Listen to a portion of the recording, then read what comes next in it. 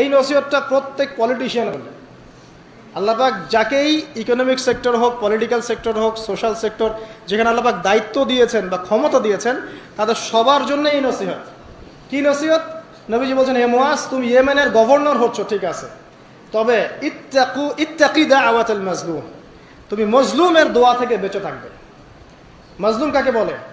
যার উপরে জুলুম করা হচ্ছে, যার উপর জুলুম করা হচ্ছে, এই মজলুমদের দোয়া থেকে তুমি বেঁচে থেকো। কারণ লাইসা বাইনাহা ওয়া বাইনাল্লাহি হিজাব, কারণ ওই মজলুমের দোয়া আর আল্লাহ পাকের মাঝে কোনো পর্দা নাই। কথা কি বুঝতে পারছেন? মজলুমের দোয়া আর আল্লাহ পাকের মাঝখানে কোনো পর্দা নাই। যদি আপনি কারো প্রতি জুলুম করেন আর সে যদি হাত তুলে বলে, আল্লাহ অমুক নেতা আমার উপর জুলুম করেছে, আপনি শেষ। আপনি নিজে ধ্বংস হবেন, ধ্বংসিত হবেন। মানে আপনি যদি কারো প্রতি জুলুম করে ফেলেন আপনার ক্ষমতার বলে, এবং সে যদি আল্লাহর কাছে অভিযোগ পেশ করে, আপনি শেষ, ধরা। কারণ এই মাজলুমের দোয়া আর আল্লাহর মাঝখানে কোনো পর্দা নেই। এই জন্য ওমর রাদিয়াল্লাহু আনহুর মতো জলিল কদর সাহাবী, যিনি খুলাফায়ে রাশিদিনের অন্যতম, তিনি পর্যন্ত আলী রাদিয়াল্লাহু আনহুকে বলছিলেন, একদিন ওমর রাদিয়াল্লাহু আনহু তার উটের যে ময়লাগুলো আছে এগুলো পরিষ্কার করছেন। অ্যাজ এ প্রেসিডেন্ট তিনি উটের ময়লা পরিষ্কার করছেন। তখন আলী রাদিয়াল্লাহু আনহু দেখে বলছেন, ইয়া আমিরুল মুমিনিন, আপনি পরবর্তী খলিফাদের জন্য কত কঠিন দায়িত্ব ছেড়ে যাচ্ছেন। তখন তিনি বলছেন যে, ইয়া আবুল হাসান ওয়ালা তালুমুনি, হে আবুল হাসান, আমাকে তুমি এভাবে বেশি প্রশংসা করে আমাকে ধ্বংস করো না।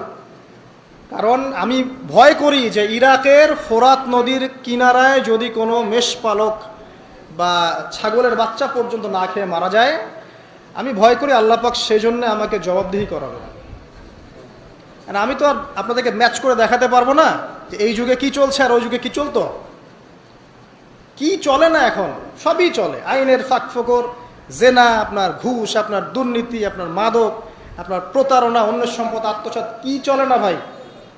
এবং এগুলো যে চলে, এই চলাগুলোকে আমরা স্বাভাবিকভাবে নিয়ে নিয়েছি, মানে এগুলো হয়। ঘুষ দিতে হয়, দুর্নীতি করতে হয়, ওকে 10 টাকা খাওয়াতে হয়, তাকে 5 টাকা, তাকে 2 টাকা। এটা কমন ট্রেন্ড আমাদের কাছে। শুধু একটা মৃত্যু বাকি আছে, খালি কবরে যান, দেখবেন একটা দিনের হিসাব কেমন করে দেওয়া লাগে, এক একটা মাজলুমের কান্নার হিসাব কেমন করে দেওয়া লাগে।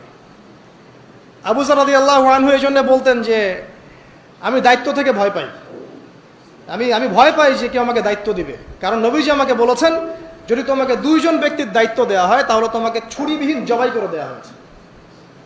আর আমরা এখন দায়িত্ব নেওয়ার জন্য মুখিয়ে থাকি, আমাকে দেন, আমি ভালো, ও খারাপ, আমি ভালো।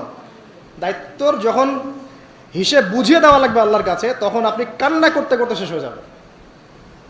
বিশ্বাস হচ্ছে না? অপেক্ষা করতে থাকেন। এই যে বড় বড় বিশ্ব নেতাদেরকে দেখছেন না, পরকালে এদের আকৃতি হবে পিঁপড়ার মতো, এই যে এতটুকু।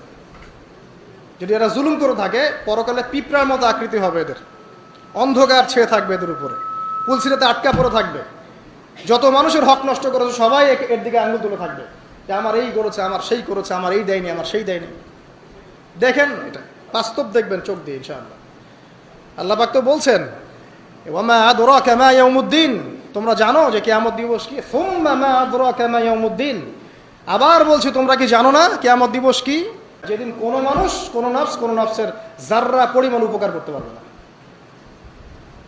তারপর কি?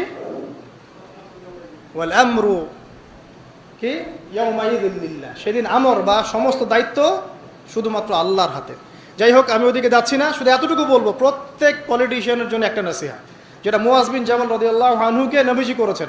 হে মুআজ, ইয়েমেনের গভর্নর হও, তোমাকে শাসন কার্য দেয়া হয়েছে, আলহামদুলিল্লাহ, তবে ইত্তাকি দাওয়াতাল মাজলুম, মাজলুমের দোয়া থেকে বেঁচে থাকো। কারণ ফালাইসা বাইনাহা ওয়া বাইনাল্লাহি হিজাব, কারণ মাজলুমের দোয়া আর আল্লাহর মাঝখানে কোনো পর্দা থাকে না। ব্যাস একটা নসিহত আপনার জন্য যথেষ্ট।